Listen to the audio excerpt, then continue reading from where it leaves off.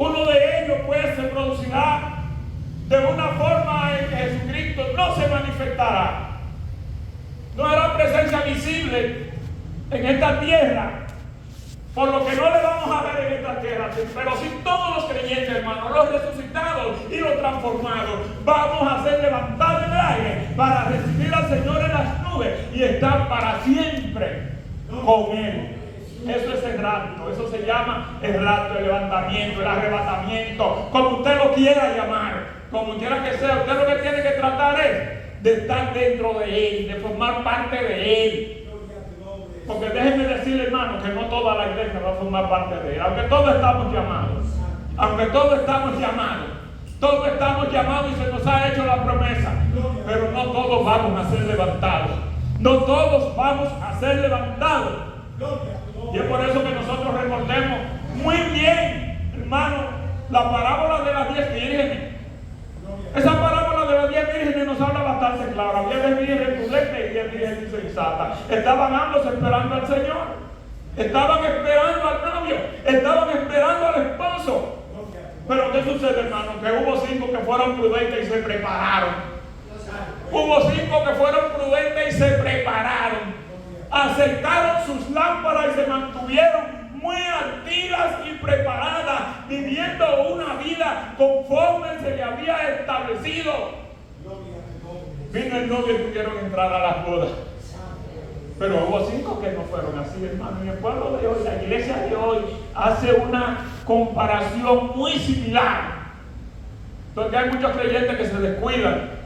Hay muchos creyentes que hacen el papel de insensato. Hay muchos creyentes que no están viviendo una vida conforme a como se ha establecido, ni viven una vida conforme al siervo fiel, que cuando el Señor venga los encuentre haciendo así y los premia a todos y entonces puedan ser levantados. Esa gente que está viviendo una vida no conforme con lo que la palabra de Dios establece, esa gente que está viviendo una vida de insensatez, esas personas van a quedarse aquí y con los impíos, con ese mundo impío que debe estar aquí en esta tierra, porque es para ellos esto, van a estar experimentando los terribles juicios de Dios que se van a estar derramando en esta tierra por haberse descuidado. Entonces, hermanos, esta experiencia bienaventurada es algo importantísimo y es lo fundamental. Es el primer punto de que vamos a hablar. Luego hablaremos del milenio de Jesucristo. Esta experiencia bienaventurada, hermano, es la esperanza del creyente. Está compuesta por 2 acontecimientos que se van a producir en ella, que son muy importantes. Y esos 2 acontecimientos que se van a producir en esta experiencia o en esta esperanza bienaventurada es la resurrección de los muertos en Cristo primero. Y segundo va a ser el rapto de la iglesia. Aquí van a haber 2 acontecimientos dentro de esta verdad. Van a haber 2 acontecimientos que se producirán dentro de esta verdad para que esta verdad pueda ser concretizada conforme a como la palabra de Dios establece, hermano. Tienen que ser resucitados los muertos en Cristo y el rapto que se va a producir no de forma visible. Tampoco se ha dicho el día ni la hora cuando Jesucristo viene a cumplir este acontecimiento para levantar su iglesia. Pero sí sabemos que de un momento a otro se cumplirá, porque es una promesa de Dios y es algo que no falla, hermano. Es algo que se va a cumplir. Dice la palabra de Dios que el rapto de la iglesia es una bienaventuranza. La Biblia lo califica como una bendición, porque ese día vamos a ser indefinidamente bendecidos cuando nosotros veamos a Jesucristo y nos reunamos con Él allí en el cielo, en la nube, hermano. ¡Qué bendición! ¡Qué bendición! Allí se acabarán nuestras luchas. Allí se acabarán nuestras dudas. Allí se acabarán nuestras dificultades. Y vamos a probar lo que dice el apóstol Pablo en Romanos 8, versículo versículo 18. Alguien que me lea Pablo 8:18. Rápido, mantenga su Biblia abierta, porque van a estar participando. Es una enseñanza dinámica. A Romanos 8:18. Alguien que me diga lo que dice Pablo, que nosotros vamos a experimentar, pero que nosotros vamos a ser recompensados. Romanos 8:18. Gloria a Dios. Que lo tenga, solamente le da lectura. No tiene que decir amén ni nada. Después de pie le da lectura. Gloria a Dios. Romanos 8:18. Pues tengo por cierto que las aflicciones del tiempo presente no son comparables con la gloria venidera que en nosotros ha de manifestarse. Continúo. Está bien, gracias, hermano. Mire, las aflicciones que usted esté pasando hoy, las dificultades, la persecución, las burlas, las dudas, las luchas, las enfermedades, todas aquellas cosas que usted está experimentando en este tiempo, ¿en qué puede ser comparable eso a la gloria venidera que en nosotros va a manifestarse en aquel día? ¿En qué? Si en ese momento todas estas cosas van a desaparecer y ya no va a haber necesidad de pensar en ninguna de estas cosas. Pablo lo dice bien claro aquí, nosotros confirmamos eso que Pablo dice en Romanos 8:18, porque es real. Las aflicciones, todo lo que usted tenga que pasar en este tiempo, en nada es comparable, hermano, a lo que usted va a estar recibiendo, a lo que usted va a estar recibiendo. Gloria a Dios. Es importante que nosotros estemos muy pendientes, para que nosotros no dejemos de ser tan quejosos, para que nosotros dejemos de lamentarnos tanto, para que nosotros dejemos muchas veces de estar como está el mundo, en quejas, lamentos y una serie de cosas, no sabiendo lo que a nosotros nos espera. Es una esperanza bienaventurada que la Biblia califica como una bendición infinitamente para todos los creyentes, para ese día en que nosotros podamos ver a Cristo y reunirnos para estar para siempre con Él. Porque no es por un tiempo, no es una temporada, hermano. Es para estar para siempre con Él. Recuérdese que Jesucristo en los evangelios, en el evangelio de Mateo, muy claro está, cuando Jesucristo, allí cuando se celebraba la Pascua con sus discípulos en la última cena, Jesucristo le dijo bien claro a ellos: no tomaré más de este fruto de la vid hasta que nuevamente lo tome aquel día con ustedes, pero en el reino de mi Padre. Estaba haciendo una referencia directa a lo que es que las bodas del Cordero, donde Él va a ser el anfitrión. Allí se ceñirá como lo hizo ayer en la última cena y servirá a los santos del Señor. Es una promesa, hermano. Lo que Jesucristo promete, usted puede estar seguro que lo cumple. Estamos hablando de rapto, estamos hablando del arrebatamiento, estamos hablando, hermano, del levantamiento, estamos hablando de la esperanza del creyente, que es una esperanza, hermano, donde no hay incertidumbre de ninguna clase, porque tenemos la plena seguridad de que se va a cumplir. Por eso no hay ningún tipo de incertidumbre. Se va a cumplir, hermano. Pero sí hay algo que queremos decir, y es que hay algo que nosotros tenemos siempre que hacer. Siempre la iglesia tiene que hacer un aporte. Siempre la iglesia se le promete, las promesas están ahí, hermano, pero no es que las promesas van a caer sobre todo el mundo sin que usted haga un aporte para que caigan sobre usted. Es por eso que muchos creyentes dicen: yo quiero ser bautizado en el Espíritu Santo. Se le insta a los creyentes a que busquen el bautismo del Espíritu Santo, pero no es que va a caer así por así en cualquiera. Hay que hacer la diligencia, aunque es una promesa, Todo lo de Dios es promesa, pero hay que hacer algo. Usted tiene primero que buscarlo y luego orar por los demás para que lo reciban también. O eso es lo que empodera. El bautismo en el Espíritu Santo es lo que empodera. Pablo decía claro, hablando a los filipenses, en el capítulo 2 de Filipenses, versículo 12. Capítulo 2 de Filipenses, versículo 12. ¿Qué dice Pablo? Capítulo 2. Ahora mantenga su Biblia activa, no la cierre. Manténgase activo. Filipenses 2, versículo 12. ¿Qué dice Pablo a los filipenses? Porque Gloria a Dios.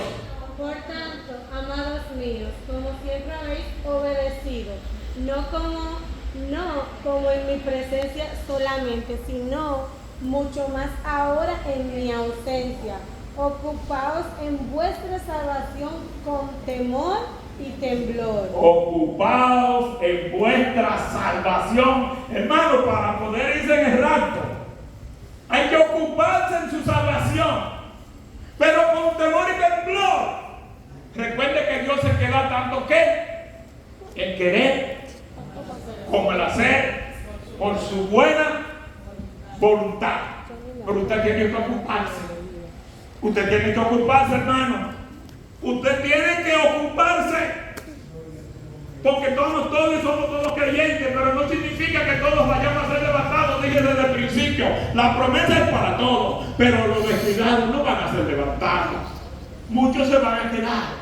Y es lamentable que después de usted haber estado esperando, venga ese día y usted se quede con los impíos, experimentando los terribles juicios que vendrán sobre esta tierra, producto de la vida de pecado y de desobediencia que la gente ha llevado. Y muchos de la iglesia se van a quedar y también van a pasar por este momento terrible. No la iglesia, que nadie se confunda. Algunos de la iglesia, no la iglesia. Porque la tribulación, eso no. Cuando esté la tribulación en pleno, nosotros estamos allá arriba, disfrutando. Ocúpese de eso, hermano. De que cuando venga la gran tribulación, porque ya se manifiesta el hombre de pecado, ya usted esté allá con Cristo, disfrutando de las bodas del Cordero por 7 años. Mientras que abajo se derriten en juicio y castigo, producto del descuido y la vida de pecado que llevaron. Esto no es para la iglesia. La iglesia no va a pasar por la gran tribulación. Pues grábense eso. La gran tribulación no es para la iglesia que es fiel, para la iglesia que vive una vida sobria, para la iglesia que vive una vida íntimamente con Dios. No es para esa iglesia. El Señor dejó preparada una iglesia pura y sin mancha. Eso es lo que viene Jesucristo a buscar, Es una iglesia pura y sin mancha. Dejémonos pues de estar llevando doble vida. Perdón, hermano.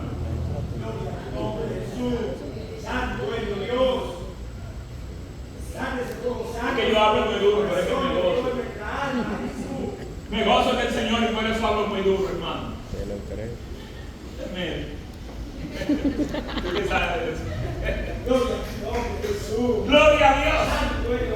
Entonces, hermanos, hay que aferrarse a eso, porque el inminente regreso de Jesucristo, hermano, a esta tierra debe hacer que la iglesia viva una vida digna, una iglesia que viva una vida sobria, sabia e íntima con el Señor. Porque se nos ha hecho una promesa que, aunque no se nos ha dicho el día ni la hora, sabemos que en cualquier momento Jesucristo va a aparecer. Y aunque no lo veamos en ese acontecimiento, lo vamos a ver allá arriba. Lo vamos a ver allá arriba. Pero hay que vivir una vida digna. Hay que vivir una vida santa. El apóstol Pablo, llamando a Tito, su hijo en la fe, en su carta capítulo 2, versículos 2 y 13. Tito 2, 2 y 13. Tito 2, 12 y 13. Tito 2, 12 y 13. ¿Qué le dice Pablo a Tito, su hijo espiritual? Gloria a Dios. Tito 2, 12 y 13. No se escucha.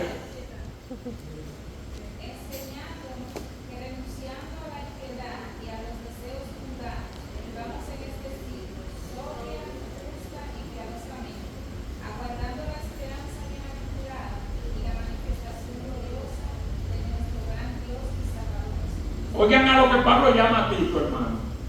Su hijo en la fe, su hijo espiritual. ¿A qué tipo de vida debe llevar? Pero primero la gracia de Dios nos llama a ser santos.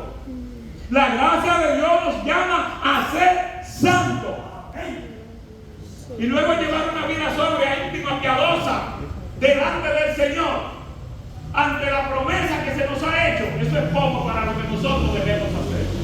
Ante lo que nosotros estamos esperando, eso es poco para lo que nosotros debemos hacer, hermano. Entonces, es claro que nosotros como iglesia tenemos que ver las cosas que la Biblia establece para su iglesia y que Jesucristo quiere. Y hay tantas parábolas que se pueden comparar con este momento y que tienen una relación directa con este momento. Que sucedió y que Jesucristo honró a mucha gente que él dejó como fue el servo fiel. Cuando él llegó, que lo encontró haciendo todas aquellas cosas que él le dejó, Jesucristo lo honró porque estaba haciendo todas aquellas cosas que él le ordenó que hiciera el siervo fiel. Pero el siervo infiel no hizo todas aquellas cosas. Cuando su Señor lo dejó, cuando su Señor se fue a largas distancias, a dejar las tierras, comenzó a vivir una vida olvidándose que vendría algún día. Y ya ustedes saben qué pasó cuando él llegó, porque no estuvo haciendo las cosas que él ordenó que hiciera. A nosotros se nos ha ordenado que hagamos y vivamos una vida, porque él viene a buscar una iglesia pura y sin mancha. Él viene a buscar una iglesia santa. Y eso tenemos que nosotros que entenderlo plenamente. Sin santidad, entonces vivamos santa y piadosamente, como dice Pablo a Tito, para que podamos estar preparados, esté o no esté. Por eso le escribí una carta, para que viva ese tipo de vida.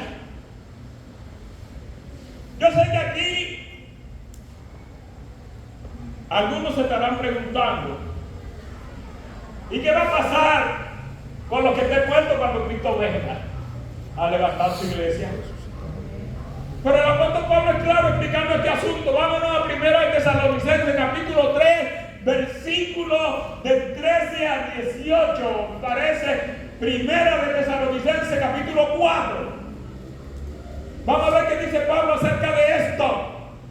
¿4 qué? ¿3, 4 o 4? Del 13. 1 Tesalonicenses capítulo 4. 13. Versículo 13 al 18. ¿Qué dice Pablo acerca de los muertos? Tiene que ponerse de pie, hermanita, y de duro, porque ellos no están oyendo. Mire cómo están, que no oyen ni que nada de eso.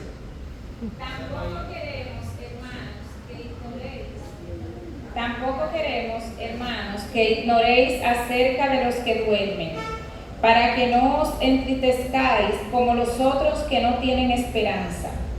Porque si creemos que Jesús murió y resucitó, así también traerá Dios con Jesús a los que durmieron en él.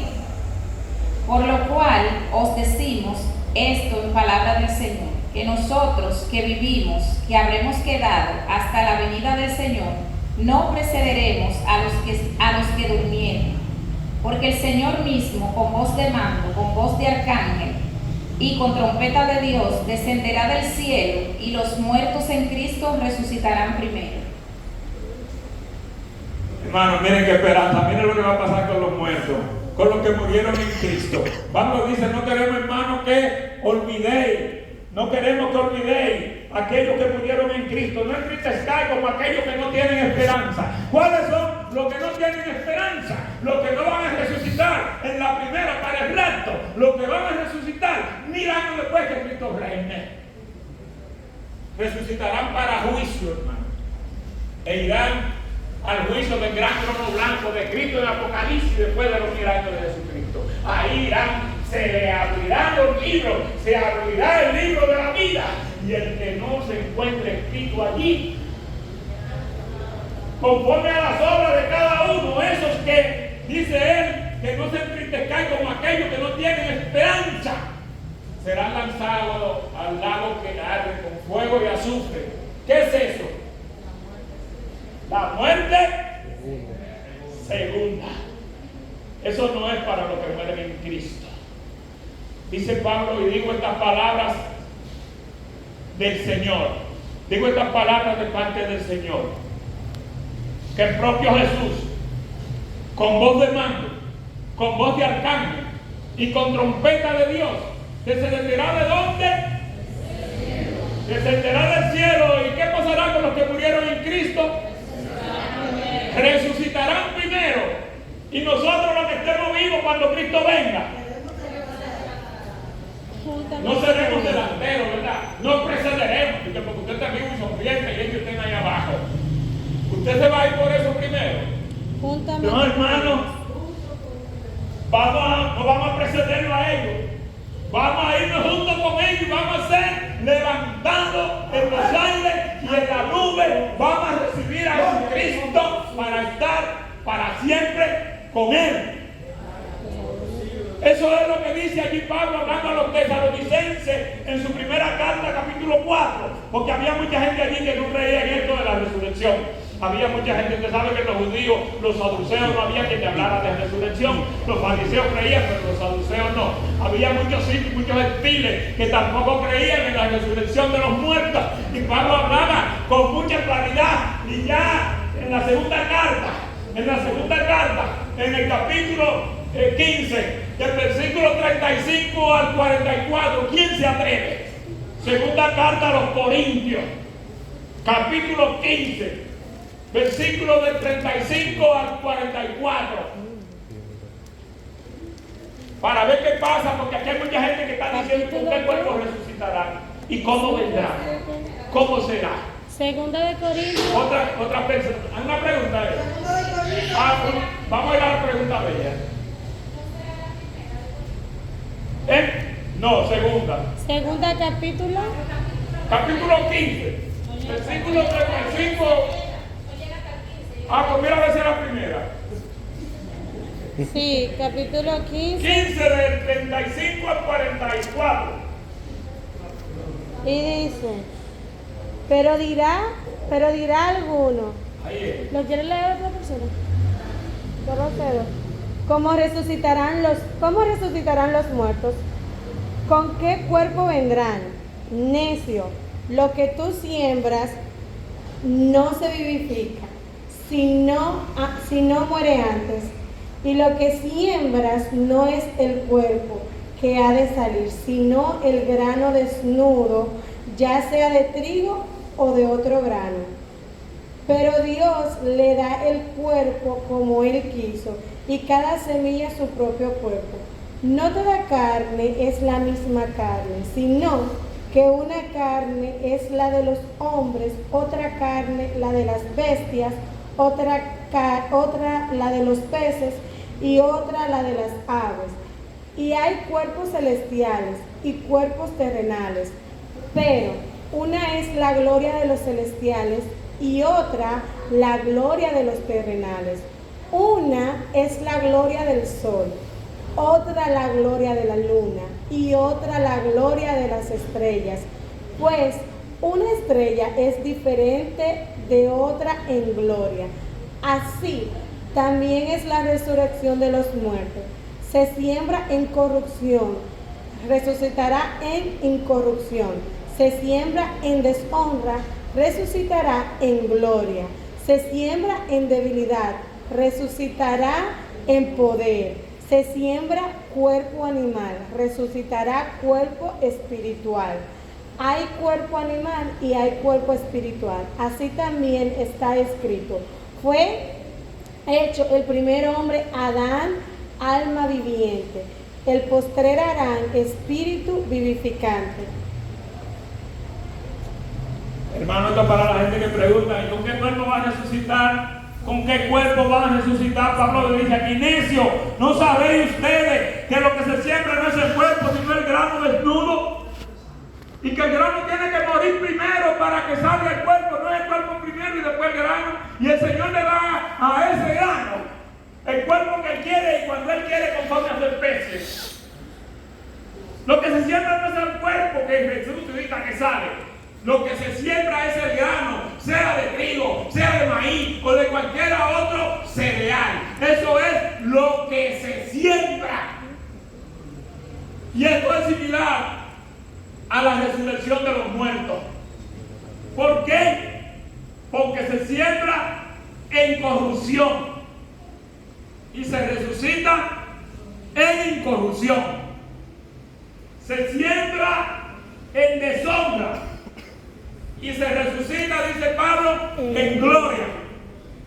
Se siembra en debilidad y se resucita, dice Pablo, en poder. Se siembra ¿qué? Cuerpo animal. ¿Y qué resucita? Cuerpo espiritual. Dice, hay un escrito donde el primer Adán es alma viviente, pero el postrer Adán es espíritu vivificante, dice Pablo. ¿Por qué? Porque el primer Adán es terrenal, es de la tierra, pero el segundo, el postrer Adán, es espiritual y es del cielo. ¿Quién es ese? ¿Cómo se llama ese? Jesucristo. Entonces dice Pablo que la corrupción no heredará la incorrupción. La sangre y la carne no pueden heredar el reino de Dios. Porque hay cuerpo carnal, hay cuerpo terrenal, pero hay también cuerpo espiritual. Cuando Dios creó el primer hombre, cuando Dios creó a Adán, Dios tomó polvo de la tierra e hizo de allí una figurita o muñequito, ¿verdad? A esto que Dios le hizo, sopló aliento de vida en su nariz. ¿En qué se convirtió? En un ser viviente, un alma viviente, un ser humano. Cuando el hombre muere, hay un proceso que se da en todo ser humano, y es que cuando el hombre expira, ese espíritu que Dios exhaló en la nariz de él, ¿dónde va? Porque de él fue quien lo dio. El alma que es inmortal, ¿a dónde va? Ahí sí está Teófilo. Esa alma va, hermano, al lugar que coja la persona en vida. Puede ser el lugar de tormento llamado infierno, o puede ser el paraíso de Dios. A uno de esos lugares, o va para abajo o va para arriba, porque el alma es inmortal. Pero hay una cosa que falta, y es el cuerpo. Cuando Dios hizo y mantuvo a Adán allí con su cabello en el huerto, que le dijo, del polvo saliste y al polvo volverás. El cuerpo va al sepulcro, el cuerpo va al polvo y el polvo se convierte. Pero a la hora de la resurrección, dice Pablo, ve aquí, yo tengo un misterio que contarle, dice a los corintios. Dice, y es que no todos dormiremos, pero todos seremos transformados. Eso indica, hermanos, que ante el toque de la final trompeta, ¿por qué? Porque se tocará la trompeta. Dice que los muertos en Cristo vendrán con un cuerpo incorruptible. Y nosotros los que estemos vivos, en un momentito, en un abrir y cerrar de ojos, nuestros cuerpos ¿cómo serán? Transformados. Y se nos dará un cuerpo glorificado, semejante al de ellos y al de Jesucristo.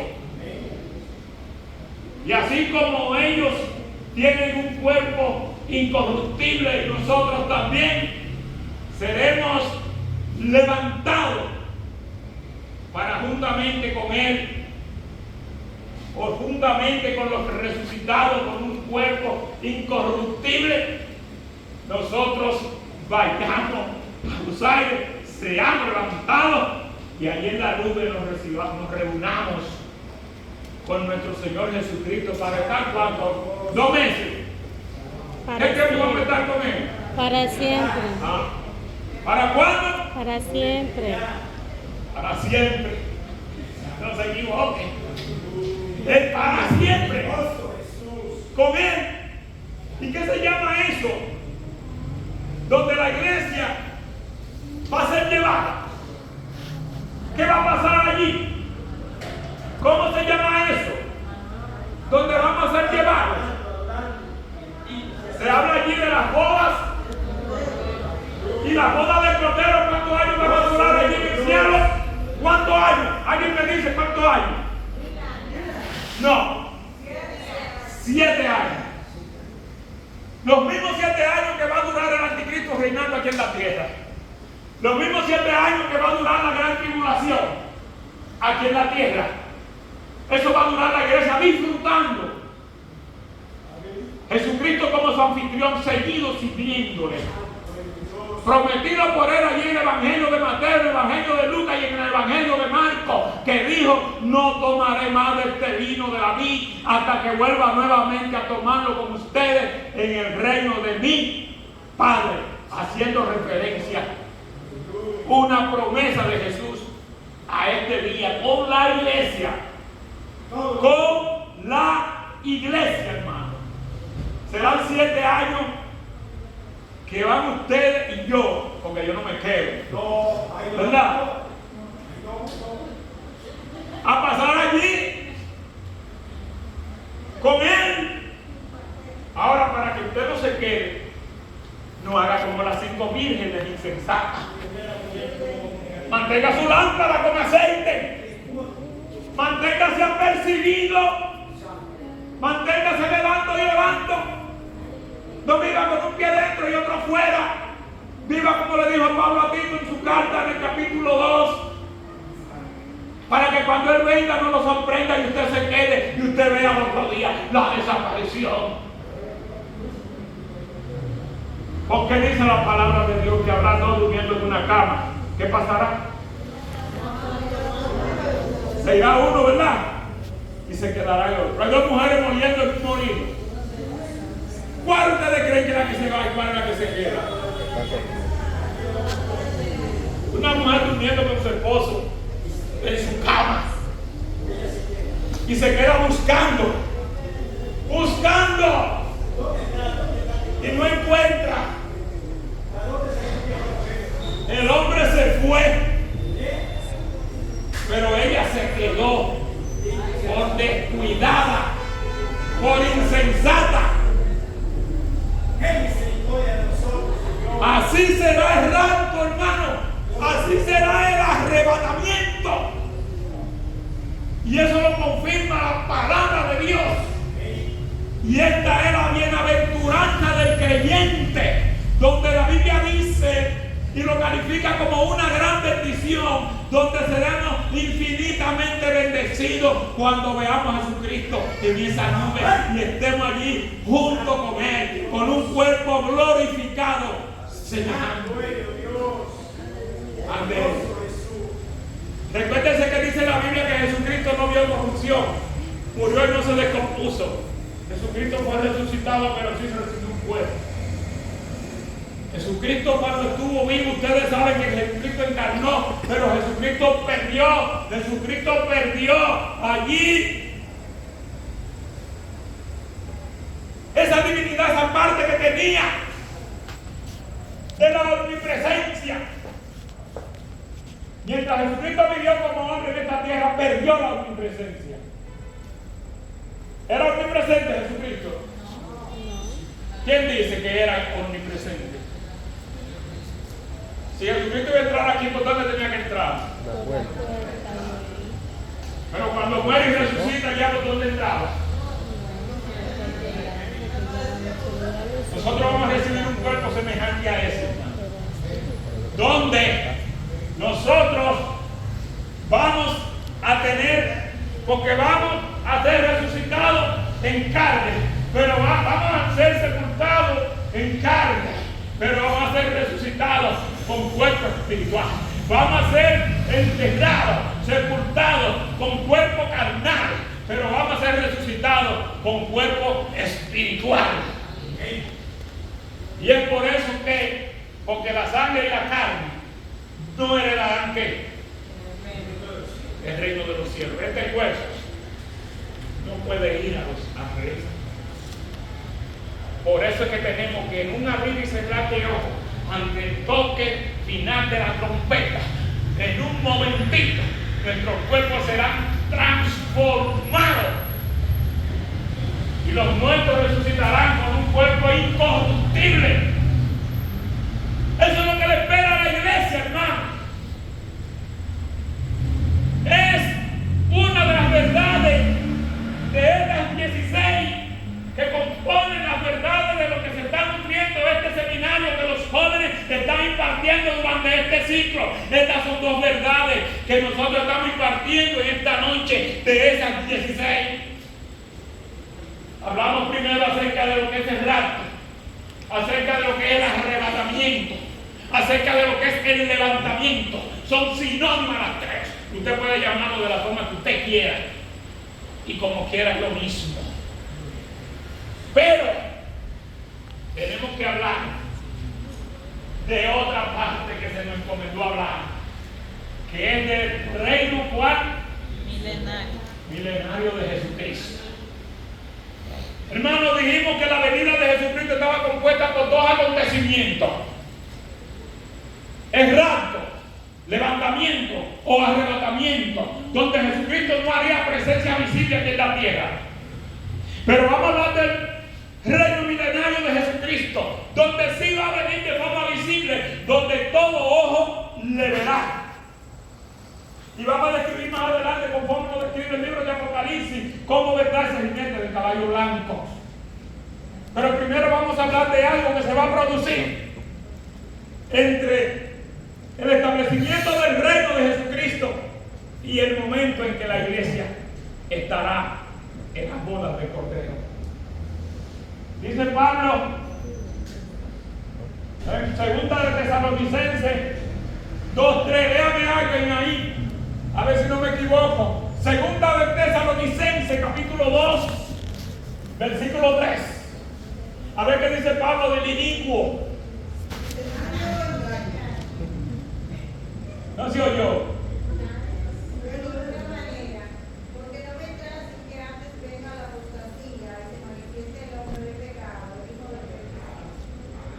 Hermanos, cuando la iglesia esté allí en las bodas del Cordero, porque oigan bien, el anticristo no se ha manifestado, el hombre de pecado no se ha manifestado, el hijo de perdición no se ha manifestado. Dice Juan en su primera carta, capítulo 4, versículo del 3 al 7. Juan, primera carta de Juan, vamos a leer a ver si no me equivoco, capítulo 4, del versículo 3 al 7. ¿Qué dice Juan, el apóstol aquí, que pasa con el espíritu del anticristo ya en el primer siglo, ya en los tiempos de la iglesia naciente? ¿Qué dice Juan allí? Juan 2. Primera carta de Juan, capítulo 4, creo que es versículo del 3 al 7. Amén. Dice: y todo espíritu que no confiesa Un momento, que no están oyendo. Y todo espíritu que no confiesa que Jesucristo ha venido en carne no es de Dios. Y este es el espíritu del anticristo, el cual vosotros habéis oído que viene y que ahora ya está en el mundo. Hijitos míos, vosotros sois de Dios y los habéis vencido, porque mayor es el que está en vosotros que el que está en el mundo.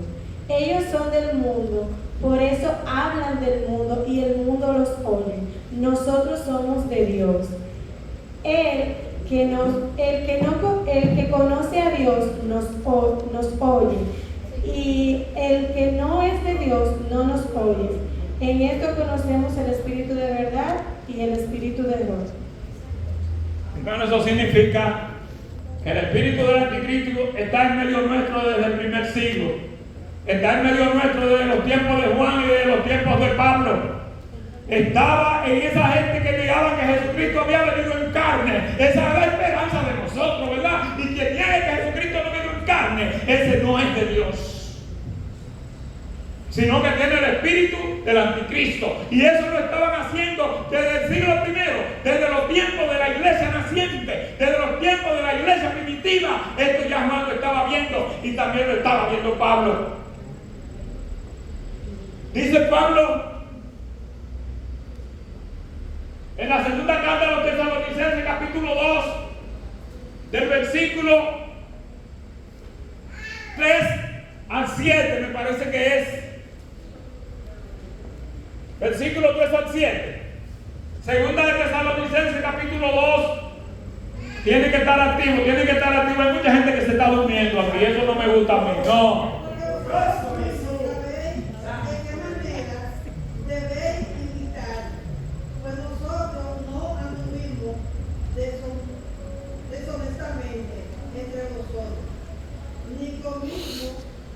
¿Ya usted está leyendo? No. Capítulo 2, del 3 al 7. Segunda de Tesalonicenses 2.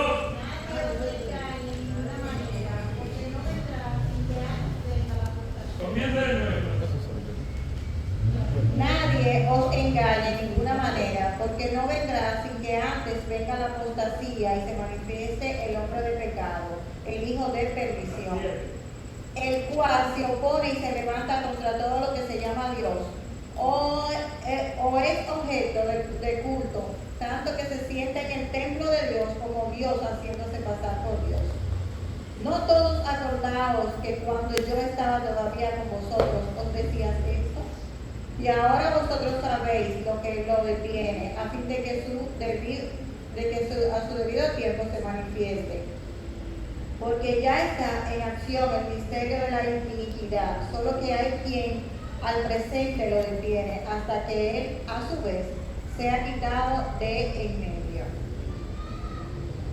Hermano, ¿qué era eso que al presente lo detenía? ¿Por qué no se había manifestado el inicuo? ¿Por qué? ¿Quién me dice? ¿Quién es valiente y se atreve a decir por qué ese espíritu que estaba desde el siglo I aquí rondando entre nosotros no se había manifestado como hombre de pecado, como hijo de perdición? ¿Qué era lo que impedía que se manifestara? La iglesia, ¿verdad? El Espíritu Santo que guía a la iglesia era el obstáculo que impedía que el hombre de pecado se manifestara. Por eso estaba el espíritu de iniquidad, por eso estaba como espíritu y estaba rondando, pero no podía manifestarse. Pero tan pronto la iglesia fue levantada, tan pronto el Espíritu Santo desapareció de esta tierra, ¿qué pasó con el inicuo? Inmediatamente se manifestó el hombre de pecado, porque su nombre, dice Pablo, el hijo de perdición, el cual se opone y se levanta contra todo lo que se llame Dios o es objeto de culto, a tal punto, hermano, que se sienta en el templo de Dios haciéndose ¿qué? Pasar por Dios. Hasta ahí llega. Hasta ahí llega este hombre. Y lo grande del caso es que no hay fuerza humana que sea capaz de detenerlo ni de destruirlo. Porque es una encarnación ¿qué? ¿Qué encarnación es? ¿Quién está en él? Una encarnación satánica, hermano. ¿Qué fuerza humana? ¿Qué poder humano va a destruir a Satanás? ¿Qué poder humano podía destruirlo? Y esos 7 años que estuvo la iglesia y el Espíritu Santo ausente, fue cuando vino a esta tierra lo que la Biblia define como la gran tribulación que vino sobre el mundo impío y sobre los evangélicos que se quedaron por descuidados. Tiene que experimentar también este momento. La iglesia no. La iglesia está allá arriba. Dice ya Juan, entrando al reino milenario de Jesús, en el capítulo 19 de Apocalipsis Yo quiero que alguien me lea el versículo 11 de Apocalipsis 19. Alguien que no haya leído, alguien que no se esté durmiendo. Apocalipsis 19, 11. Entonces vi el cielo abierto, y he aquí un caballo blanco, y el que lo montaba llamaba fiel y verdadero, y con justicia juzgaba y peleaba. Hermanos, ya Jesucristo viene de forma visible sobre las nubes, donde todo ojo le verá. Juan dice que lo vio. Juan dice ahí que vio los cielos abiertos y un caballo blanco, y el jinete que lo montaba, ¿cómo se llamaba? Fiel y verdadero, hermano. Y que iba a hacer con justicia, juzga y pelea. Juan lo vio y sigue diciendo que este hombre tenía muchas diademas. ¿Entienden? Muchas coronas. Era rey de reyes y señor de señores. Sus ojos eran como llamas de fuego. Y había en su cabeza muchas diademas. Y había en su cabeza muchas diademas. Y tenía un nombre escrito que ninguno conocía, sino en mí. Nadie sabía qué nombre era ese, solamente él. Solamente él, hermano. Solamente él. Este hombre traía en su boca ¿qué? ¿Qué traía en su boca? Recuérdense, hermano, de una cosa. Y es que estamos en el libro de Apocalipsis. El libro de Apocalipsis, ¿qué es? Un libro simbólico. O sea que no todo lo vea de forma literal, sino que usted tiene que ver mucho como símbolos de cosas que se tienen que entender, pero que no es lo que allí se presenta, sino que simboliza otra cosa. ¿Qué era la espada aguda que traía en su boca? La espada aguda que traía en su boca, la palabra de Dios. Dice que traía una ropa como limpia, en algodón, blanca. Teñida en sangre. Teñida en sangre la ropa que traía el jinete. ¿Y quién era ese jinete del caballo blanco? ¿Y quién es el verbo de Dios? Vamos a ver a Jesús. Esa espada que traía en su boca, simbolícelo como la palabra de Dios. Y en esa ropa teñida en sangre, en su muslo, traía escrito un nombre que decía ¿cómo? ¿Quién estaba por encima de él, hermano? Rey de reyes y Señor de señores. Decía ese letrero o ese nombre que tenía escrito en su muslo. Entonces, como él viene de forma visible ya aquí en Apocalipsis, Juan lo vio porque ya los cielos fueron abiertos, hermano. Los cielos fueron abiertos. Y ya que en este acontecimiento segundo de su segunda venida, que está marcada por dos acontecimientos, ya hablamos del primero, que es el rapto, levantamiento o arrebatamiento de la iglesia, donde explicamos con claridad que Jesucristo no va a ser una aparición terrenal, sino que lo vamos a ver en las nubes, allí nos vamos a juntar con él. En esta sí Jesucristo viene de forma visible. Y por eso Juan lo estaba viendo como lo veía cuando los cielos fueron desplegados. Ese caballo blanco está invisible y ese jinete montado que se llama fiel y verdadero, que con justicia juzga y pelea. Su nombre es fiel y verdadero, el verbo de Dios, con muchas diademas y una espada aguda puesta en su boca que simboliza la palabra de Dios. Siempre que usted esté leyendo Apocalipsis, recuerde que es un libro simbólico y que usted no debe verlo todo de forma literal. Hay muchas cosas que te dicen aquí una cosa, pero te están hablando de otra cosa.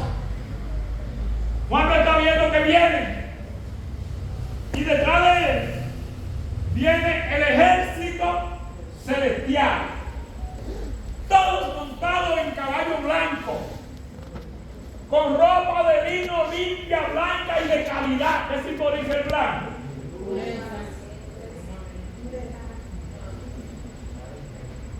Esos hombres venían en caballo blanco, con ropa de lino color blanco, detrás de él como el ejército celestial. Y él venía cabalgando, él adelante y ellos atrás. Y Juan ve abajo, ve allí a la bestia, ve allí al profeta de la bestia. Juan ve allí a los reyes de la tierra con sus ejércitos, esperando al Rey de Reyes y Señor de Señores para guerrear con él. Todavía Jesucristo no ha implantado su reino. Todavía tiene que poner a esos enemigos por estrado de sus pies, y todavía no están. Él viene llegando y dice que cuando llega donde están ellos, ¿qué pasa con la bestia y el profeta de la bestia? ¿Quién sabe qué pasó? Dice la Biblia que fueron apresados la bestia y el profeta y lanzados vivos, ¿dónde? Al lago que arde con fuego y azufre, que es la muerte segunda. Ya había un ángel que se había parado frente al sol, y ese ángel había convocado a todas las aves del cielo a la gran cena que el Señor le iba a ofrecer, para que descendieran y se saciaran comiendo carne de rey, comiendo carne de jinete, comiendo carne de caballo, comiendo carne de grandes y chicos. Allí ese ángel convocaba a todas las aves de rapiña para que descendieran a devorar ese manjar que Dios tenía preparado de esos sus enemigos. Cuando la bestia y el profeta de la bestia, ¿quién era el profeta de la bestia, hermano? Era el que engañaba a la gente para que adoraran a la bestia y se dejaran marcar, y se dejaran poner el número de la bestia. Él los engañaba a tal punto que esta estatua hacía señales como si fuera vivo, y la gente le creía, y este ser dividió este periodo en que iba a reinar en 2 etapas. ¿De cuántos años cada una? 3 años y medio. ¿De cuánto? 3 y medio. Ah, bueno. Los 3 años y medio primero, ¿qué pasó con ellos?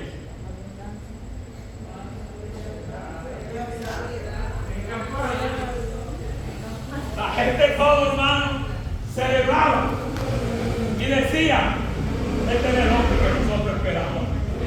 Bajó la comida, bajaron todas las cosas, toda la economía se ha equilibrado, todo está a la perfección. Este es el hombre que necesitaba, y lo adoraban y se dejaban marcar. Y dice la Biblia que el que se deje marcar no entrará al reino de los cielos, porque está marcado ya con el número de la bestia, que es el número 666. Entonces, cuando ya el profeta de la bestia y la bestia son lanzados vivos al lago que arde con fuego y azufre, yo quiero que alguien me lea en Apocalipsis 19 y 20. Me lea esos 2 versículos. Y vi a la bestia, a los reyes de la tierra. Y vi a la bestia, a los reyes de la tierra y a sus ejércitos, reunidos para guerrear contra el que montaba el caballo y contra su ejército. Y la bestia fue apresada, y con ella el falso profeta que había hecho delante de ella las señales con las cuales había engañado a los que recibieron la marca de la bestia y habían adorado su imagen. Estos dos fueron lanzados vivos dentro de un lago de fuego que arde con azufre.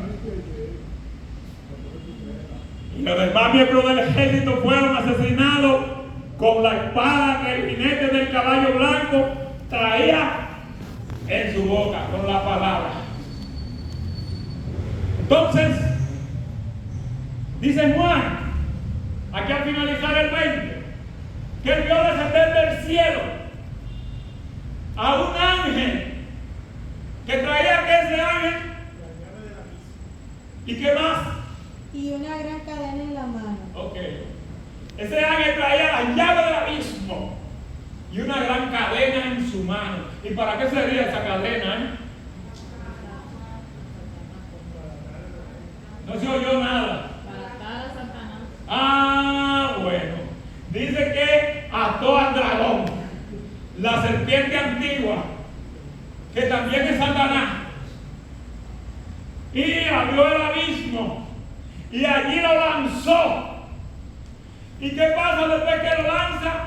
Que lo encierra amarrado y le pone ¿qué cosa? El sello.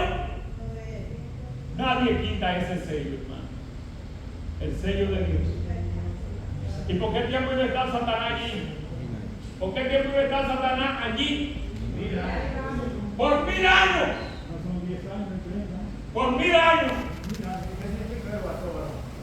¿Eh? Que lo amarró. En el arroz, ¿verdad? Inoperante, claro. Y ya ahí no podía salir porque tenía el sello de Dios puesto. Entonces, ya Jesucristo está preparado para iniciar su reino milenario. Y Jesucristo se va a sentar en su trono. Ahora yo pregunto, ¿dónde y en qué trono se iba a sentar Jesús? En el libro de Apocalipsis, que han hablado del pacto davídico.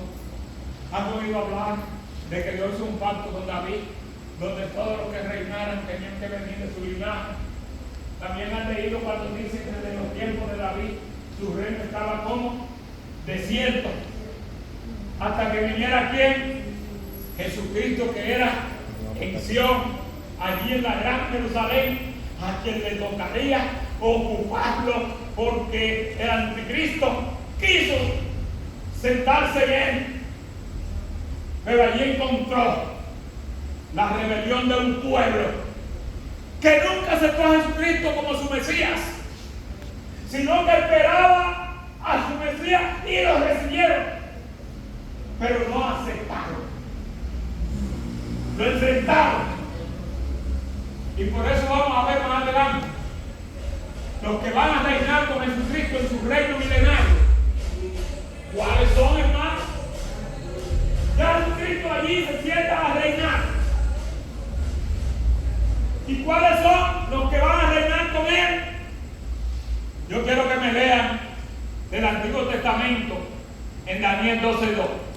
A ver, de ahí del Antiguo Testamento, ¿quiénes van a reinar con Jesús? Daniel 12:2. El primero que lo tenga.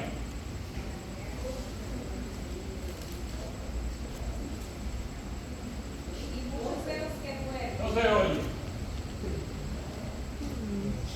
Y muchos de los que duermen en el polvo de la tierra serán despertados, unos para vida eterna y otros para vergüenza y confusión perpetua. Esos que iban a resucitar para vida eterna, ¿qué ustedes creen que eran? Los del Antiguo Testamento que iban a reinar con Jesucristo en su reino milenario.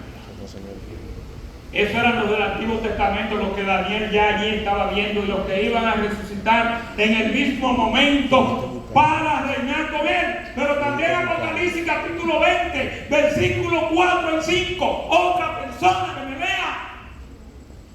Apocalipsis 20, 4 al 5. ¿Qué dice? ¿Y qué es lo que? ¿Ustedes no tienen Biblia? Venga, aquí, venga. Aquí siempre a la misma gente. Lea otro. Debe ser personas diferentes porque es que se están durmiendo. Mete 4 y 5. Eso no lo aprendió de mí. Y di tronos, y se sentaron sobre ellos los que recibieron facultad de juzgar. Y vi las almas de los decapitados por causa del testimonio de Jesús y por la palabra de Dios, los que no habían adorado a la bestia ni a su imagen, y que no recibieron la marca en sus frentes ni en sus manos, y vivieron y reinaron con Cristo 1000 años. Pero los otros muertos no volvieron a vivir hasta que se cumplieron 1000 años. Esta es la primera resurrección. Escucharon, hermanos, cómo aquellos del pueblo de Israel estaba profetizado, cómo aquellos del pueblo de Israel que no aceptaron al Mesías, ellos enfrentaron al anticristo. Juan los vio a todos que bajaban, ese gran grupo, que bajaban reclamando venganza por la sangre de los santos, pero esos prefirieron que le arrancaran la cabeza, pero ni se dejaron marcar, ni adoraron a la bestia. No buscan. Después que Cristo vino en su venida para establecer su reino, ellos fueron resucitados para reinar también con él. Dice también Isaías que iban a reinar todos los redimidos todos los santos de la tierra. Pero falta la parte más importante de los que van a reinar con Cristo, y ustedes no han reclamado su derecho. Que también van a reinar con Cristo los que fueron resucitados con un cuerpo incorruptible, y los que fueron transformados en un abrir y cerrar de ojos y fueron levantados en el rapto. Esos son los santos, esos son ustedes, esos somos nosotros, que también vamos a reinar con Cristo Jesús por 1000 años. 1000 años allí reinando, hermano. Esos son los grupos que van a estar ocupando, y ahí no hay que hacer caminteo como lo que hicieron en estas elecciones pasadas, para que lo nombraran como secretario de Estado, para que lo nombraran como lo que sea. Allí no hay que cabildear. Allí no hay que cabildear. Allí solo hay que ser fiel al Señor y hacer lo que Dios quisiera, para que ser levantado y de la mano del Cordero tú descender a reinar con Cristo por 1000 años. 1000 años, hermano, de absoluta paz, donde no habrá tristeza, donde no habrá lágrima ni lloro. Volveremos a los tiempos del Edén antes de la caída.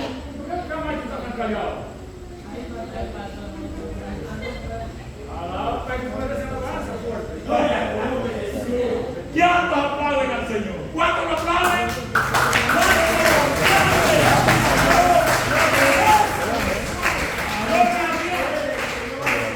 ¡Aleluya! Hermano, dice la Biblia claramente que aquí no habrá odio ni habrá maldad, porque ¿quién era que provocaba eso?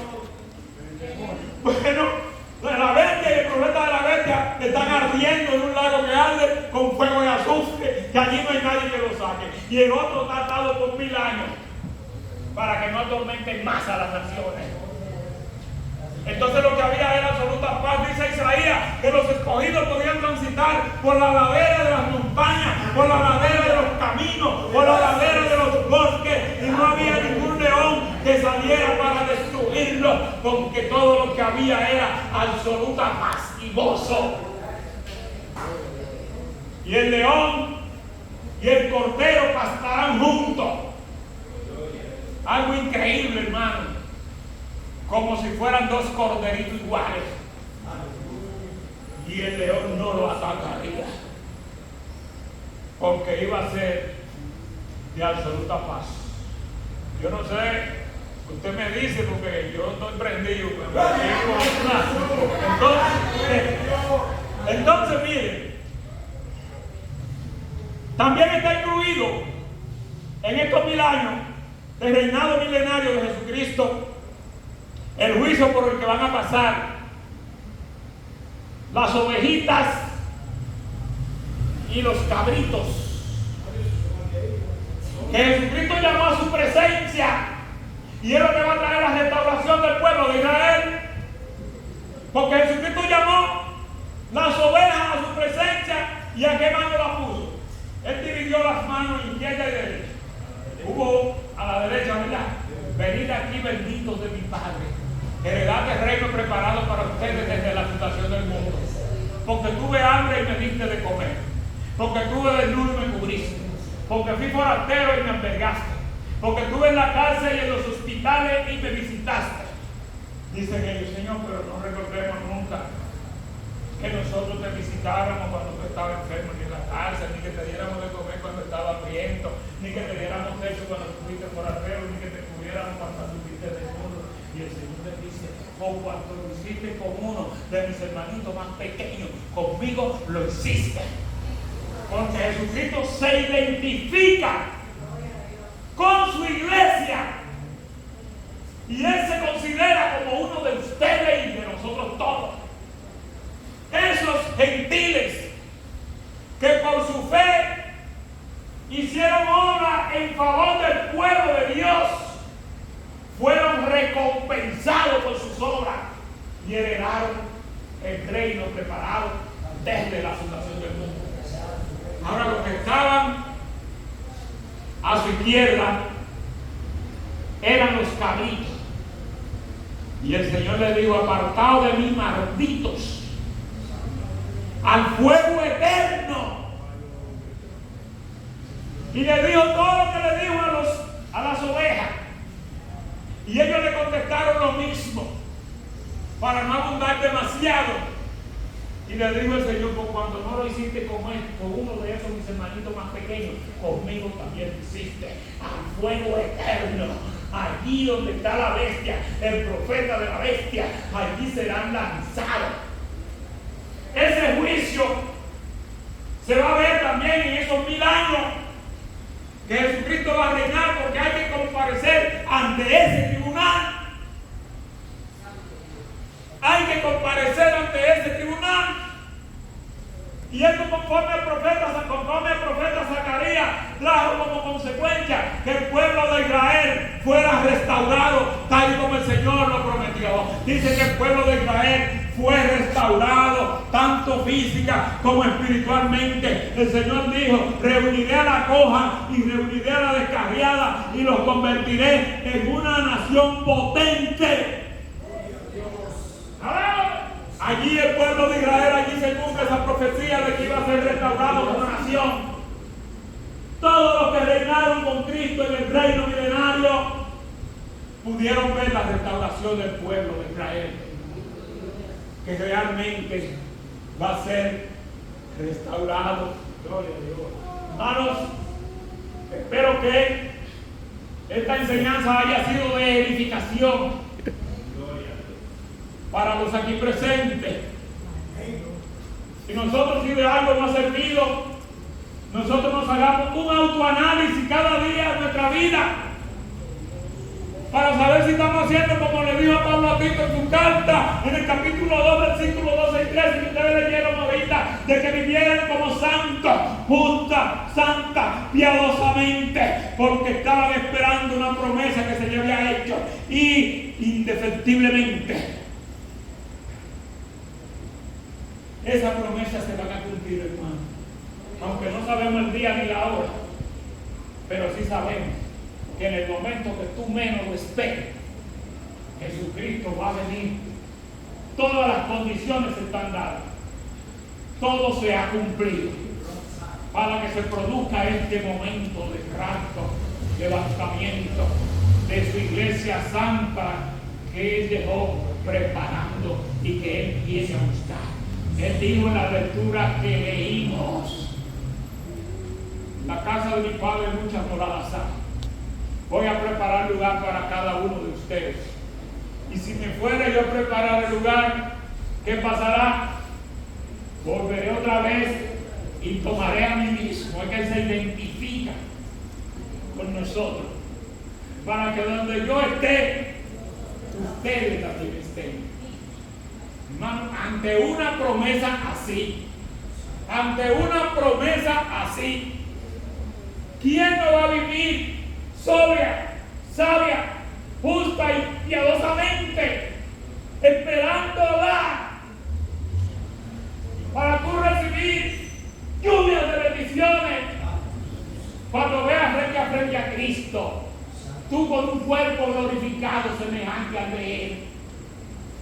Porque allí Él no se va a diferenciar, hermano. Mira a tal punto que Él será tu anfitrión, se ceñirá y te servirá. Porque Él dijo claro en la cena de la Pascua, en la última cena: no tomaré más de este vino de la vid hasta que lo tome nuevo con ustedes en el reino de mi Padre. Haciendo referencia a las bodas del Cordero, donde Él se va a ceñir para Él ser el anfitrión y servirnos por 7 años. Mientras los otros sufren y se derriten aquí abajo en medio de la gran tribulación, la iglesia disfrutará y vendrá a reinar eternamente, porque ya van a concluir. Dice bien claro Juan en su primera carta que cuando Jesucristo someta a todos sus enemigos por estrado de sus pies, entonces Él mismo también se someterá al Padre, para que el Padre sea en todo y para todos. Que Dios le bendiga. Amén.